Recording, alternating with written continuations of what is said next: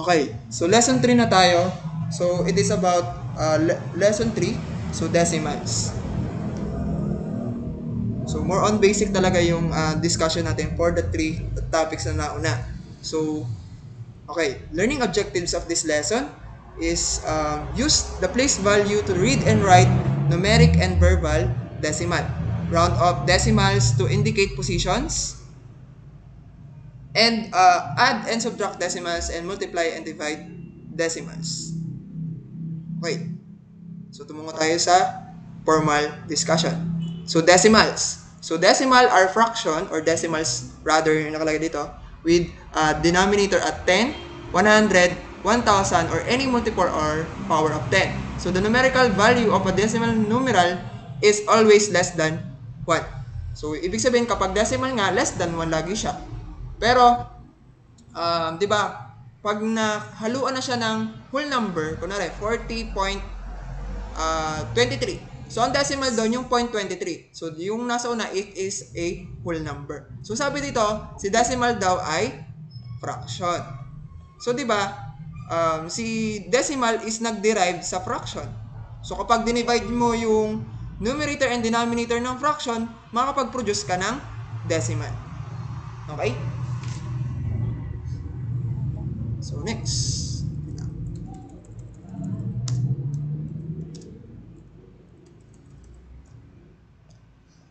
So next tayo. So business professionals must have a deep understanding of decimals to be accurate in calculations. So many business transaction involve decimal system. So yan, ginagamit daw yung decimals ng mga business professional. So napakahalaga nito. Since kapag mali yung calculation, mali din yung magiging calculations nila. So kailangan meron kang deeper understanding when dealing with decimals. So decimals play an important for designating fractional values. So they are simple and easy to read and faster to use when performing mathematical computations. So let's proceed to next. So decimal point is a period or dot in decimal numeral. So it serves to separate the whole number on the left from the fractional part on the right. So the digits to the digits to the decimal point have fractional values. So the first digit to the right has the place value 1/10. So it shows how many tenths the number has. For example, meron tayo niyan. Yung una is 10. So meron tayong place na 10. So next, the second digit to the right has the value 100s. So sunod sa tens, hundreds.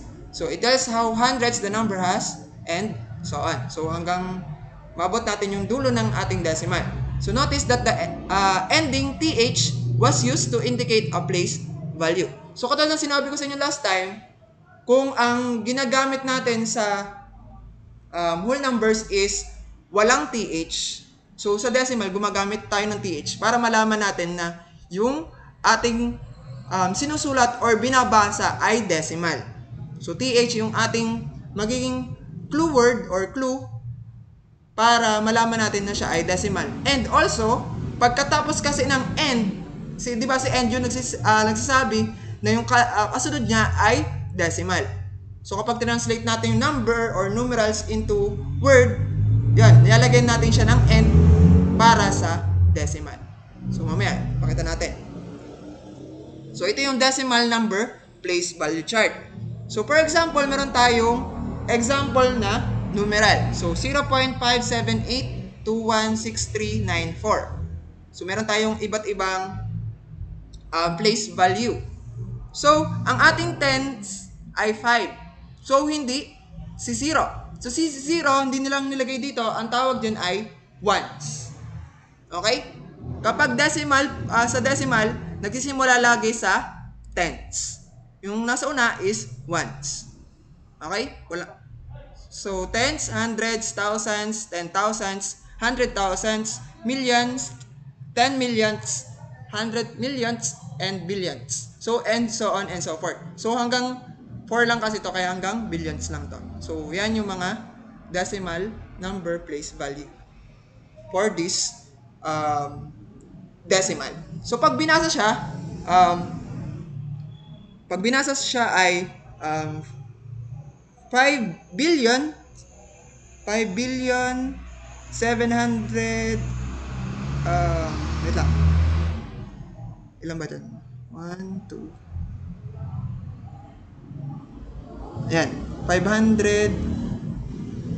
Okay.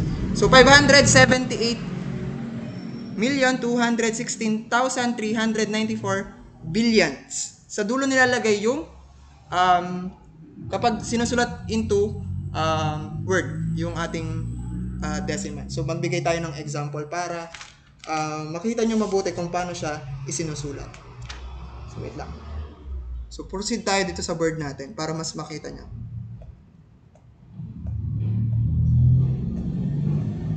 So, parang lang nagsusulat lang din ng tawag dito, ng sa whole numbers.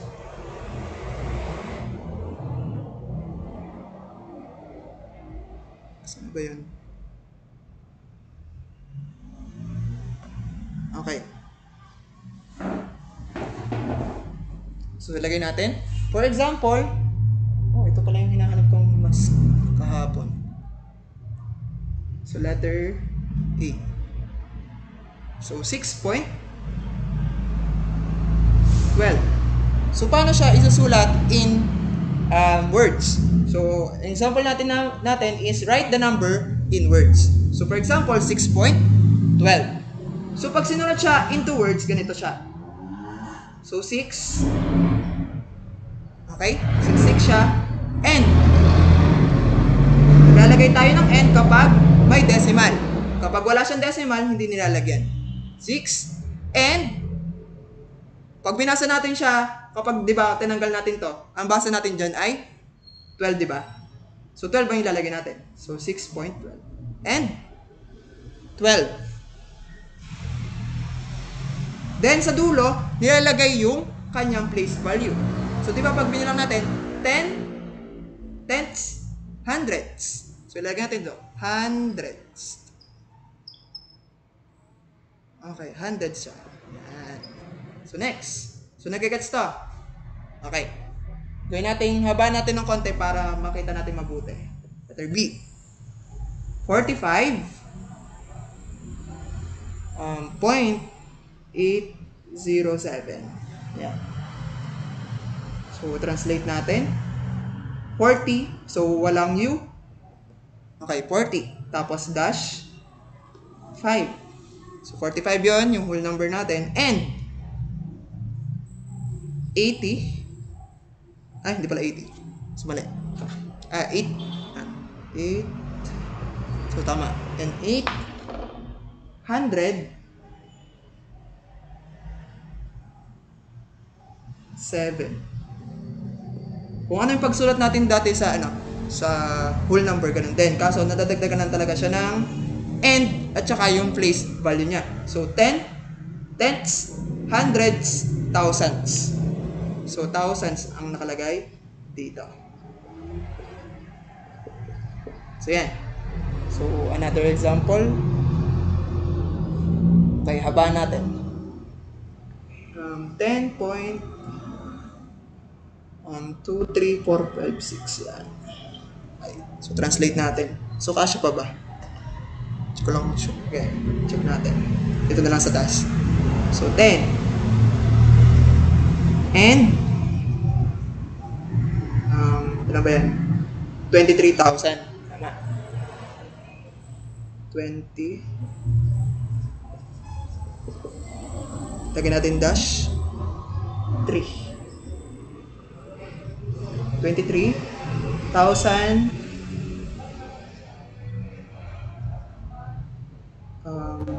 400 56. Okay, tapos identify natin kung anong place value ng dulo. So, tenths, hundreds, thousands, 10,000s, 100,000s. Tama ba? Okay, it is 100,000s.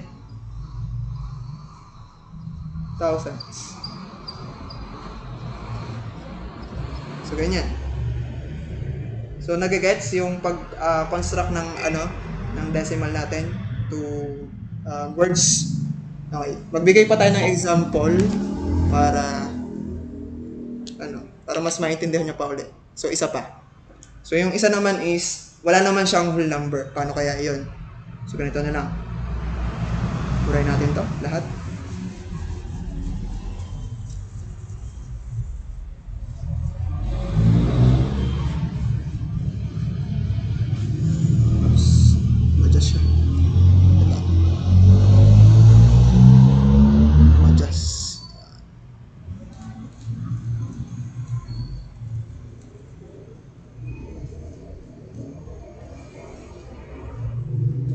So last na lang. So D 0.5867. Yan. So 0.586791. So okay. So paano siya isusulat? So since wala na tayong whole number, we don't need to wait lang. Check natin. Tama yung aking hinuha.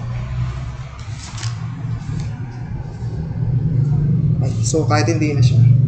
So, ibig sabihin kapag translate na lang natin siya, wala na tayong ilalagay na n.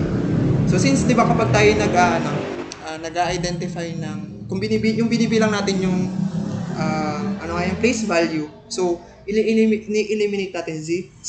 So, tinatanggal natin dito. So, kapag sinulat natin siya, magsisimula na tayo sa 5. So, sunod. So, ano ba to? 586. Okay. So, 500 86 586,700 91. Tapos identify natin kung anong place value niya. So ang place value niya ay tens, hundreds, thousands, 10,000s, 100,000s, millions. So millions ang ilalagay natin.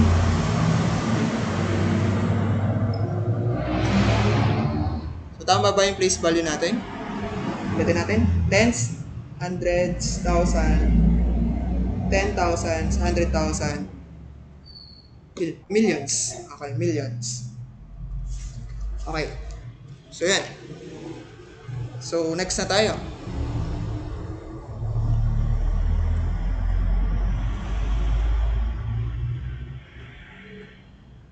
Okay, so operations of decimal na naman tayo.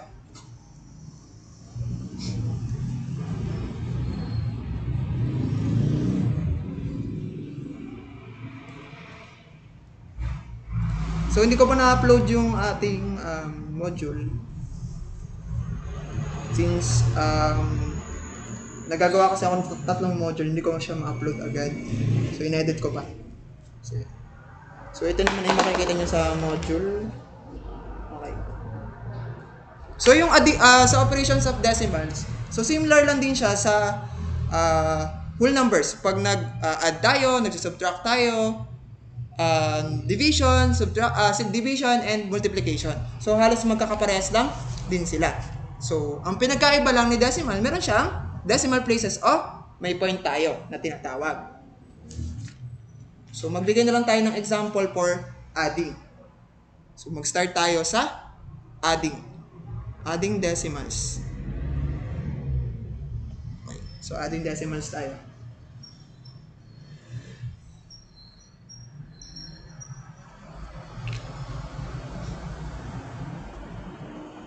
So kaya nire-recap natin para ma-refresh yung mind nyo sa pag-compute kapag yung mga mano-mano. Since sa face-to-face classes kami dati, sabi ko sa inyo, wala talaga kaming gamit na calculator. Kahit ako, hindi ako nagamit ang calculator sa class. Kapag meron kaming activities, na mga ganyan. Yes po, mano-mano po kami nun. Wala po kaming ginagamit na calculator. para masanay yung bata na mag-solve nang walang gamit na calculator. Since yung iba talaga is nahihirapan or hindi talaga alam kung paano mag-garne, mag-divide, mag-ganyan. Sa decimals pa lang, nagkakamali pa. So, yun. So, kaya, ang exam niyan, 2 hours lagi yan eh. Minsan yan, na-extend pa. Napayak na nga eh, minsan eh. So, sa kahirapan daw ng exam, umiiyak na. So, sana wag naman ganun. Ayun. Sana madalian kayo sa exam ko. Okay, so adding tayo. So, perform the following. So, example number 1. So, 76.3. Okay, 0.3 yan ha. So, 0.3 plus 632.89 plus 62, then 12.53. So, yan. For example, yan. So, sa pag-add ng decimals, so, ang ginagawa natin, kapag nagkukulang siya ng 0 or nagkukulang yung ating decimal place natin, so, dinadagdagan natin siya ng 0. So, kapag whole number, lalagyan mo ng dot, 0, 0. Para alam mo kung saan mo siya itatapat. So, kailangan, yung decimal places niya or yung point niya magkakatapat. So, magkakatapatan yung may point. Okay? Nakalinya siya. So, imagine nyo na lang na magkakapantay yan. Medyo tabi nga yung akin. So, yan. Then, saka natin siya i-perform yung operation na addition. So, gawin natin, same lang din sa whole number. So, pagka-plusin natin, 0 plus 9, 9 plus 0, 9 plus 3 is 12. So, carry 1 lang. Carry. May carry pa rin. So, 1 plus 3, 4 plus 8, 12. Plus 5, 17. Next. Nag-carry ulit ako ng 1. Kasi 17 yung sagot. So, 1 plus 6, 7. Plus 2, 9. Plus 2, 11. Plus 2, 13. Okay. Carry 1 ulit. So, 1 plus 7, 8.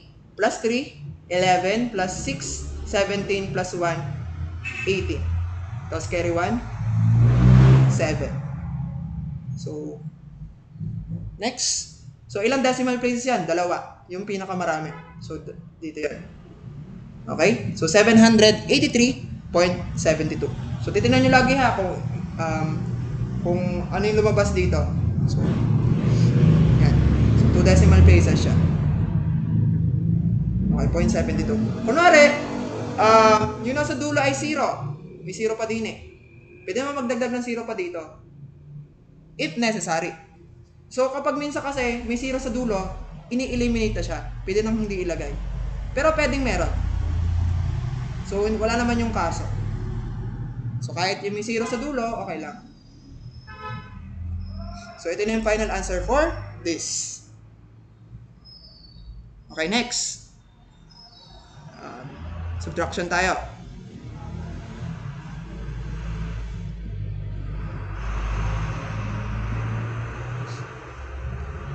So, ganun din sa subtraction. So, kakaibahan lang nito is kumbaga, yung pinagmamali sa atin is dalawang number muna. So, kasi kapag naging tatlo siya at pinagsabay-sabay mo, may hirapan kang mag-minus. So, kaya kailangan mo na unahin yung dalawa bago mo siya i-minus doon sa pangalawa. Or doon sa pangatlo, rather. So, for example, 537.3 kunwari minus 254.79.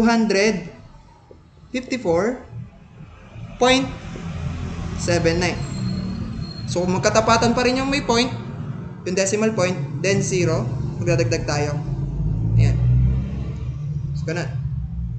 Then, kung anong rule dati, yung, di ba, kapag 0 yung nasa taas niya, so we can minus or subtract 0 to 9. Since si 0 is less than 9. So, gagawin natin si 0 na 10. Manghihiram aring 10, hiniram natin sa 3. sa una niya. So magiging, naghiram tayo ng isa dito, magiging 2 to. Tama?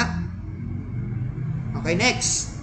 So since si 2 is mas mababa sa 7, manghihiram ulit tayo dun sa katabi. So magiging 6. Nanghiram tayo ng isa ulit, 6.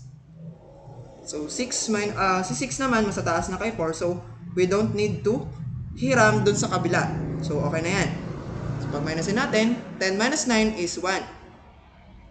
Okay, manghiram nga pala tayo dito. So magiging 12 nga pala tong si 2. Since nanghiram tayo dito sa kabila niya. So 12 minus 7 is 5. Then copy natin yung point or yung decimal point.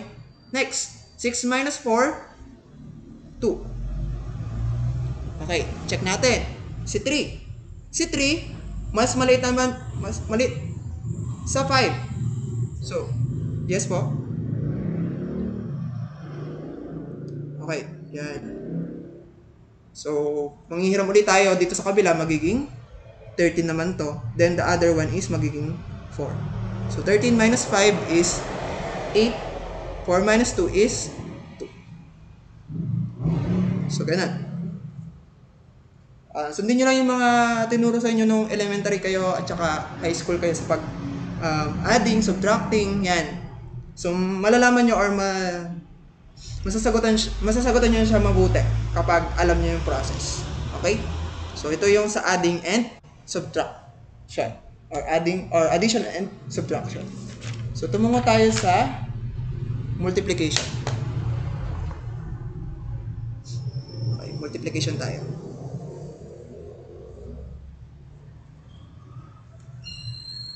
So, tunay, dapat ito hindi ko na tinuturo. Pero, para sure na alam ng bata, so, tuturo ko na din.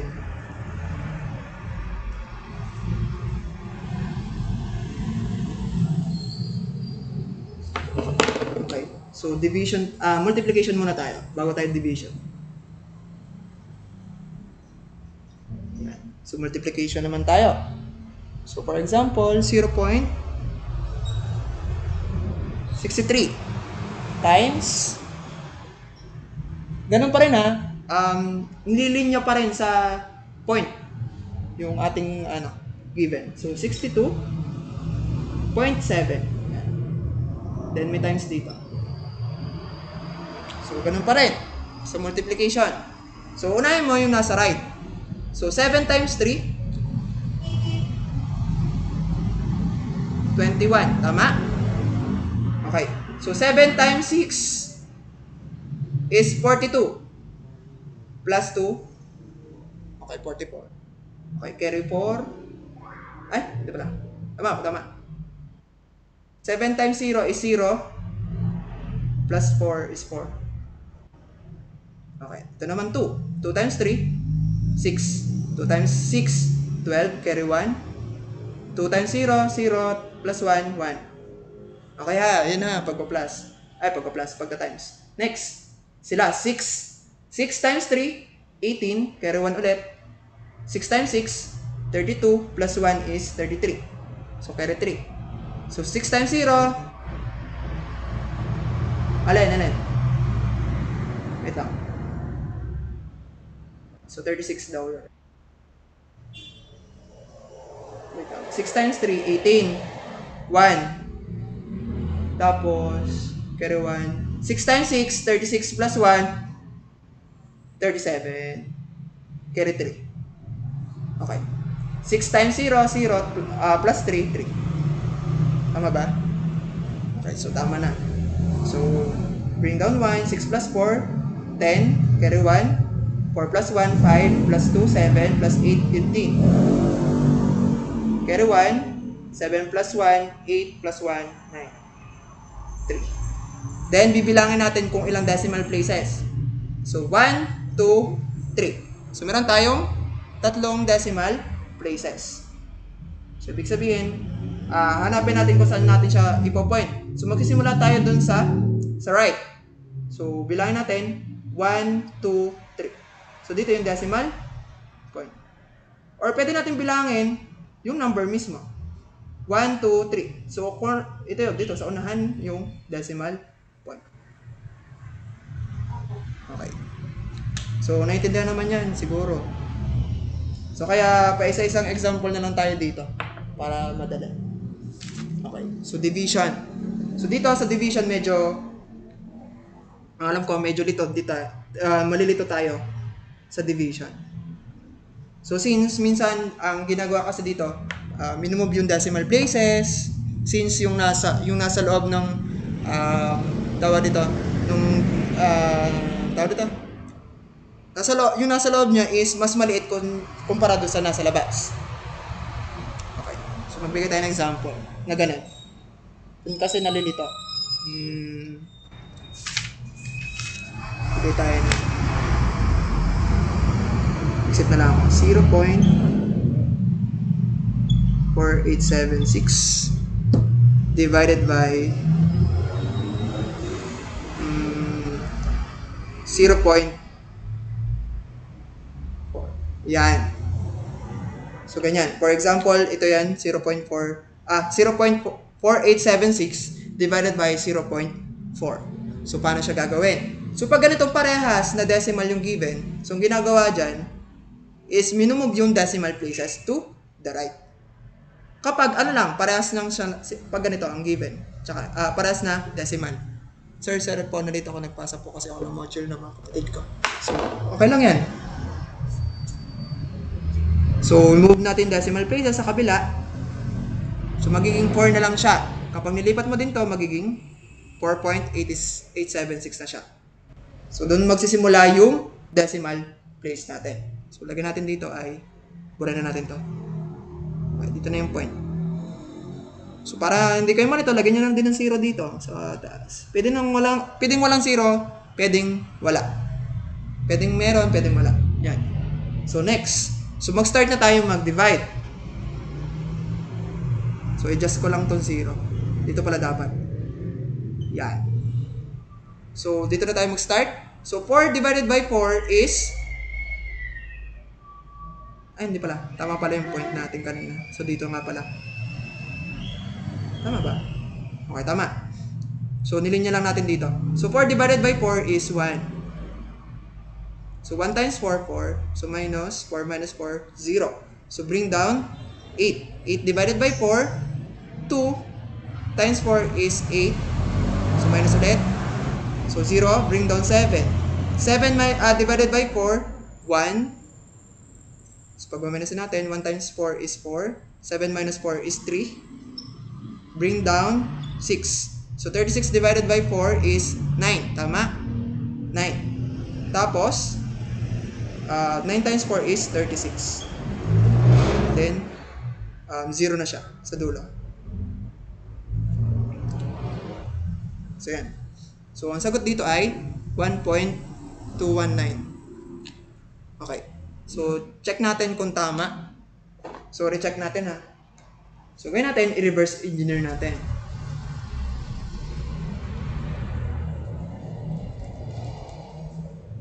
Okay.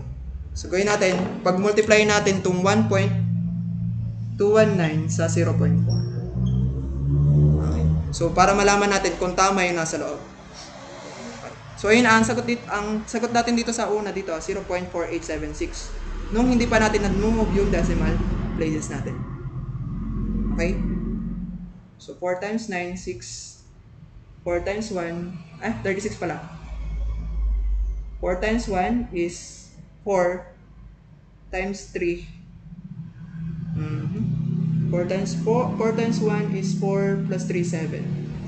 4 times 2, 8. 4 times 1 is 4. So, decimal places natin 1, 2, 3, 4. 1, 2, 3, 4. So, dito yung point. Tapos 0. Okay. So, tama. 0.4876 din yung nasa loob natin. Nung hindi pa natin siya na-move yung decimal places natin. So, since tama yung nasa loob natin tsaka ito, sagot natin dito sa multiplication. So, ibig sabihin, yung 1.219 natin is tama.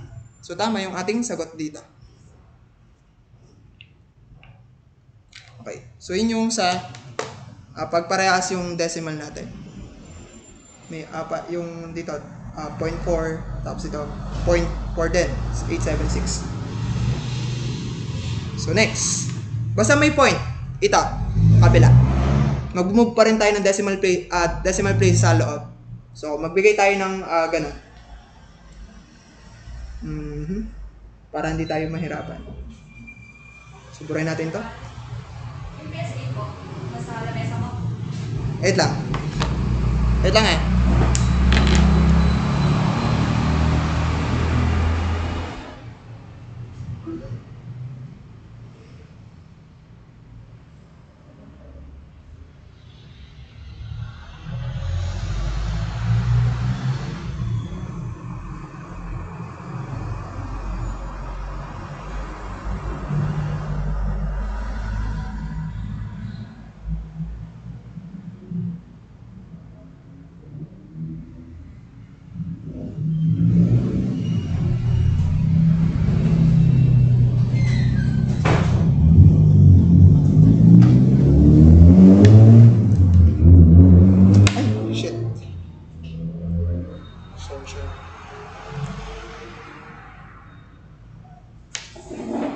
Okay, so start ulit tayo. Isa pa.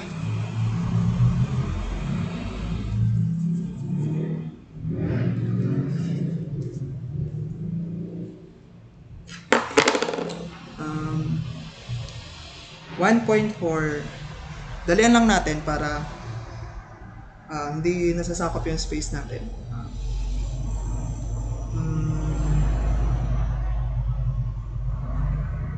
0.487. Yan. So, 0.487 or 487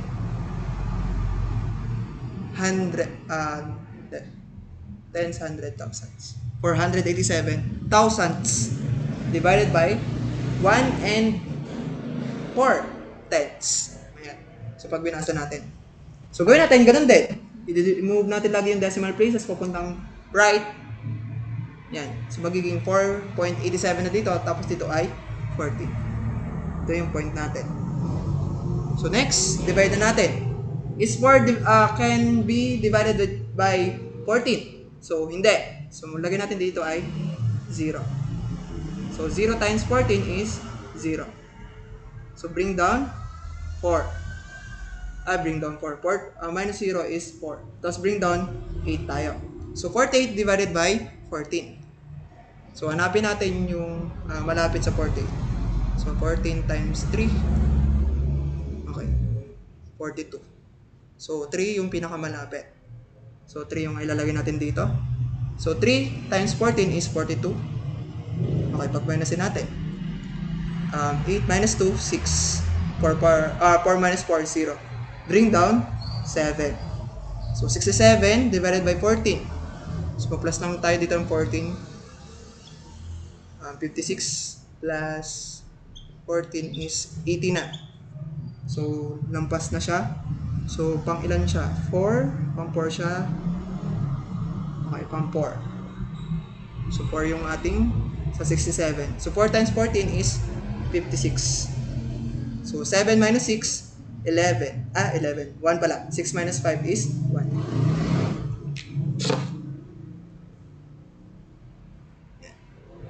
So, 11. So, isa pa. 11 divided by 14. So, 0. So, 0 dito. 11 ulit. So, sundo natin dito sa taas. So, 11 yun. So, bring down tayo ng... Ay, mali pala. Mali.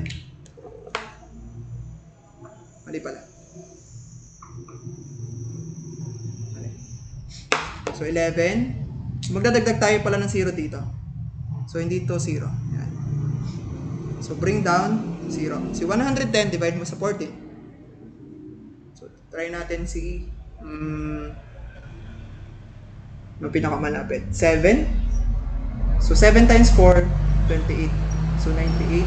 Plus 14 ay 12, 10, 11. So, ang pinakamalapit ay 7. So, sundo lang natin dito sa taas, hindi na kasya. So, 110 minus 98. So, ang sagot dyan ay, so 10, 2, para 0, maging 10, 0. So, 10 minus 9 is 1. Tama. So, 12. So, sundo lang natin. 120, mag-bring down tayo ng 0 ulit. So, bring down 0. So, 120 divided by 14 ulit.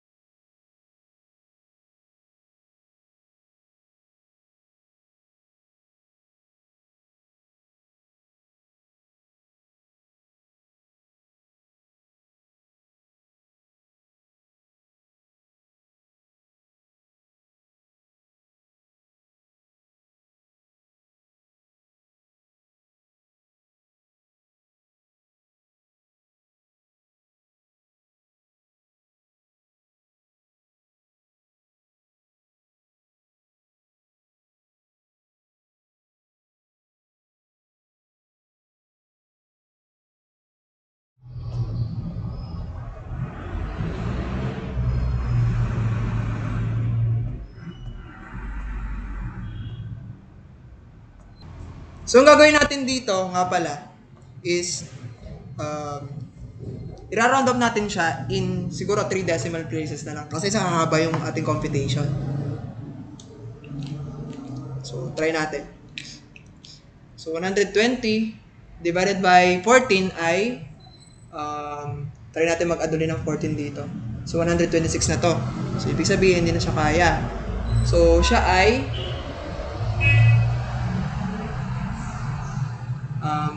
8. So, 8 times 14 is 112. Okay. So, tapusin natin dito sa 8. So, ang sagot natin ay 0.3478. So, may kasunod pa yan. So, ang gagawin natin dyan ay ira-round up natin in 3 decimal places. So, 1, 2, 3. So, yung nasa dulo is 8. So, ibig sabihin, kapag ni-round up natin in 3 decimal places, mag-a-add tayo sa 7 ng 1. So, magiging 0.348. Tapos si 0, matatanggal na siya. Magiging 0. So, si 0, hindi na siya sinusulat. Or, pwedeng isulat, pwedeng hindi. So, ito yung sagot natin for this division. Okay? So, approximately 348 thousandths. May TH sa dulo. Okay?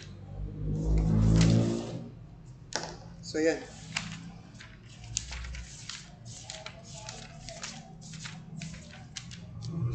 So, yun yung sa division.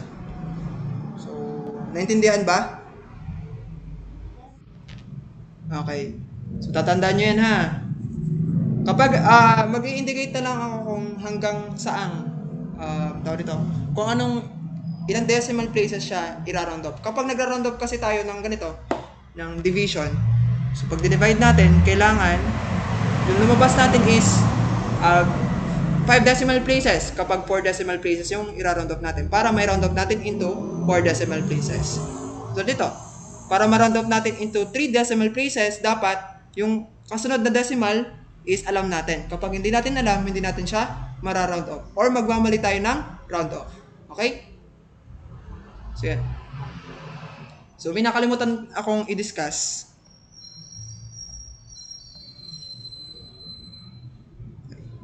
So, balikan natin. So, hindi ko pala na-discuss sa inyo yung from word to numerals. So, add lang natin. Add lang natin ito.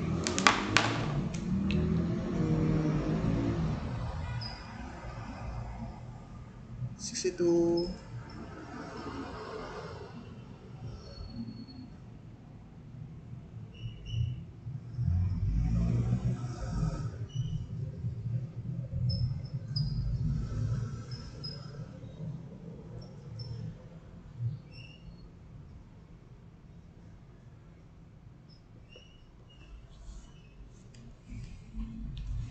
Wait lang.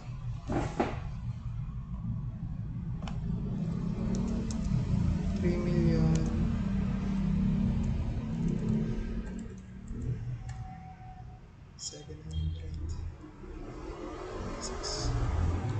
Okay. So, i-translate natin to into decimal. Wait lang.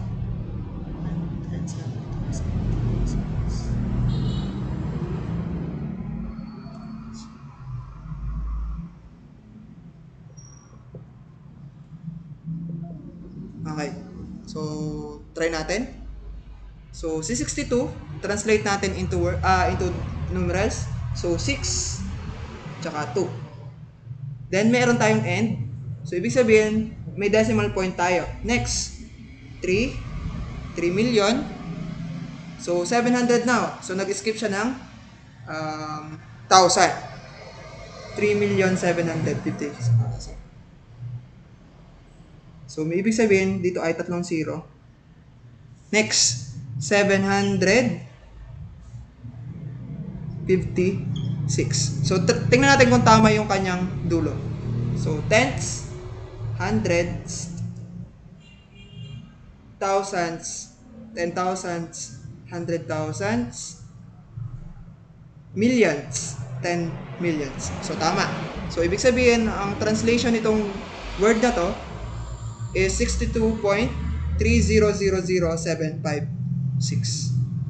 So, ganun lang. Madali lang siyang identify kapag nagta-translate tayo into numerals or decimal numerals. So, yan. Susunod natin ay discuss natin yung sa rounding off.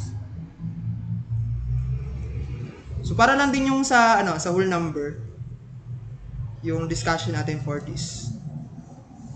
Kaso, ang ating decimal place, yung place value natin is decimal, syempre. So, lagay natin. For example, for rounding up decimals, lagay tayo ng example.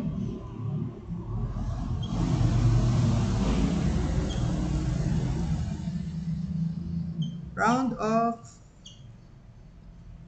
to the nearest ones. Okay. So, paano natin siyang i-round off into the nearest ones? So, alin dyan yung ones? Based on dun sa sinabi ko sa inyo. Alin dyan yung place value na ones? Saan natin siya makikita? Pa? Okay, so sa 7 yung ating ones. So, ibig sabihin,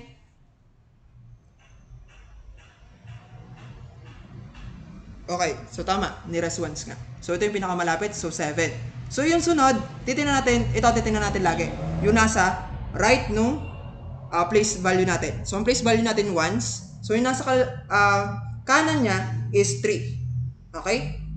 So, ibig sabihin, kapag ni-round up natin into the nearest ones, kapag si 3, or yung number na ito is less than 5 or equal to 4 pababa, so magda-drop siya or magiging 0 siya. Hindi na tayo mag-a-add ng 1 dito. So katulad ng sinabi ko sa inyo dati, kapag 5 pataas, mag-a-add tayo dun sa place value ng magpa-plus 1 tayo. Pero kapag 4 pababa, so magre-retain lang siya. Magiging 0 yung kasunod niya. Okay ta?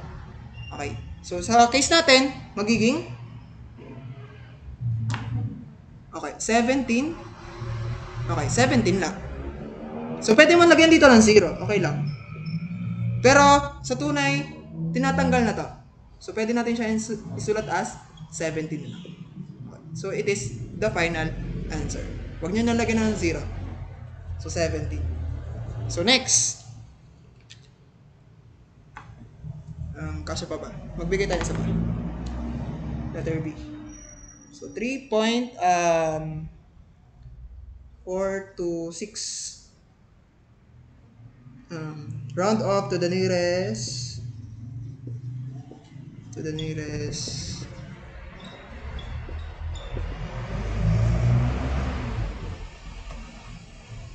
hundreds. 100.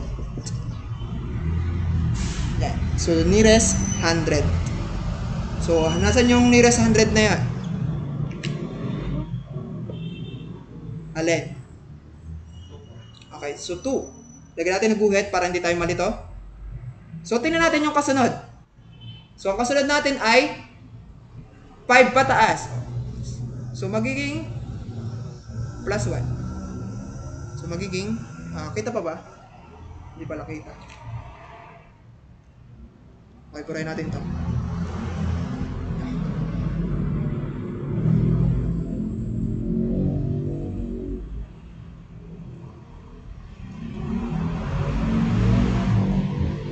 Yeah. So pag niround out natin, kopyahin lang natin yung una. So 3.4. Then sunod, so magpa-plus daw tayo ng 1 dito sa place value nating 2. So magiging 3. Tapos si 6, mawawala na siya, magiging 0. So hindi na sinusulat sa 0. So kahit hindi isulat. So ang sagot ay 3.43. Okay, next, letter C. Magbigay tayo na 84.4997. Yan. So, then, i-round off natin siya. Round off to the nearest 1,000.